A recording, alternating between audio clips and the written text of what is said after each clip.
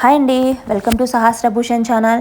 ఎలా ఉన్నారంతా? మేమైతే చాలా బాగున్నాం. ఇది వచ్చేసి నా మార్నింగ్ రొటీన్ వ్లాగ్ అండి. ఇవాళ ఎలా ఉంటుందో చూపించేస్తాను మీకు ఒకసారి. నా మార్నింగ్ ఎర్లీ హవర్స్ హడావుడిగా బాక్సులు, ఇల్లు క్లీనింగ్, పూజ అంతా చాలా టైమే పట్టేస్తుంది. మార్నింగ్ నేను ఇవన్నీ లేసి క్లీన్ చేసుకున్న తర్వాత మా హస్బెండ్ అయితే తనైతే పూజనైతే చేసేసుకున్నారు. మొత్తం పూలతోటి చక్కగా అలంకరించారండి మొత్తం అంతా కూడా. అందులోనూ ఇవాళ ఫ్రైడే కదా, మార్నింగే అయిపోయింది పూజ అయితే. బయట కూడా నేను చక్కగా ముగ్గులు అవన్నీ వేసుకున్నాను. మొత్తం అంతా క్లీన్ చేసేసి ఉర్లిల్లో వాటిట్లో కూడా మొత్తం పువ్వులన్నీ కూడా నింపేసి పెట్టేసుకున్నాను అనమాట. ఒక్కసారి వర్క్ స్టార్ట్ అయ్యాక ఆటోమేటిక్గా వర్క్ అంతా అలా జరిగిపోతూ ఉండాలండి. కొంచెం గ్యాప్ వచ్చిందంటే మళ్ళీ లేచి నేనైతే వర్క్ చేసుకోలేను. అందుకని వీలైనంత వరకు మొత్తం మార్నింగే ఫినిష్ చేసుకుంటాను నా వర్క్ అంతా. లేకపోతే ఏదైనా పెండింగ్ పెట్టి ఒక్కసారి మొబైల్ పట్టుకున్నానా మళ్ళీ ఇంకా లెగలేను, నేను పని చేయలేను. అందుకోసమని మార్నింగే చాలా వరకు ఫినిష్ చేసుకుంటాను. అలాగే ఇవాళ బాక్స్లోకి వచ్చేసి నేను చిక్కుడుకాయ టమాటా అయితే వండుకుంటున్నాను.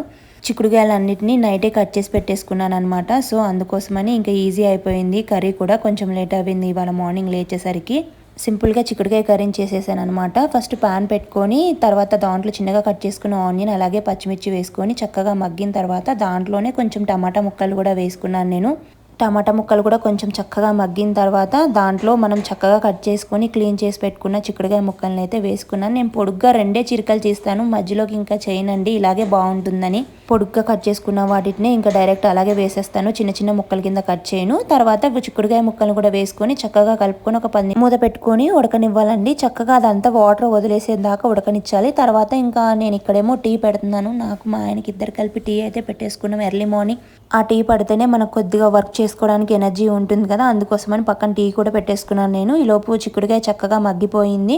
ఇలాగా చిక్కుడుకాయ పసరు వాసన అంతా పోయేదాకా ఉంచుకొని మగ్గనిచ్చుకుంటే అసలు పసరకంపు అనేది రాదండి, చాలా బాగుంటుంది. అందులోనూ కొంచెం పసుపు వేసుకున్నాను నేను. ఈ చిక్కుడుకాయలు చెట్టు చిక్కుడుకాయలేనండి, ఇంటి దగ్గర నుంచి వచ్చేటప్పుడు నేనైతే తీసుకొచ్చుకున్నాను. తర్వాత దాంట్లో కొంచెం పసుపు అలాగే సాల్ట్ కూడా వేసుకొని చక్కగా ఫ్రై అవ్వనివ్వాలి. ఫ్రై అయిన తర్వాత దాంట్లో సరిపడా కారం వేసాను నేను. ఇక్కడ ఒక 2 స్పూన్స్ కారం కూడా వేసుకొని మొత్తం అంతా కలుపుకొని అస్సలు చాలా వరకు అయితే మనము వాటర్ వేసి మగ్గనివ్వక్కర్లేదు. ఈ ప్యానంలో డైరెక్ట్ మగ్గిపోతుందండి కూర చాలా వరకు. కాకపోతే కొంచెం చక్కగా కొన్ని వాటర్ వేసుకుంటే ఇంకా చక్కగా మగ్గుతుంది కదా, అందుకని ఒక చుక్క నీళ్ళు అయితే పోసుకున్నాను నేను. ఒక 1/2 కప్పు వాటర్ వేసుకొని మళ్ళీ ఒక 10 నిమిషాలు ఉడకనిస్తే ఇంకా సింపుల్గా చిక్కుడుకాయ టమాటా కర్రీ అయితే రెడీ అయిపోయింది. నేను దీంట్లో ఈ అల్లం వెల్లుల్లి పేస్ట్, గరం మసాలా అయితే వాడలేదు. నేను ఏదైనా మసాలా కర్రీస్లోకి తప్ప, లేకపోతే నార్మల్గా వెజిటేబుల్ కర్రీలో అయితే నేను అల్లం వెల్లుల్లి పేస్ట్ వాడను. ఇలాగ ఉప్పు కారం వేసుకొని చేసుకుంటూ ఉంటానన్నమాట. నా టీ అయితే రెడీ అయిపోయింది. నేను ఒకటి అనుకుంటే నాకు టీ ఒకటి చేసిందనమాట. మొత్తం వేసేసుకున్న తర్వాత టీ పొడి మొత్తం కింద పడిపోయింది. మళ్ళీ అంతా క్లీన్ చేసుకుంటున్నాను.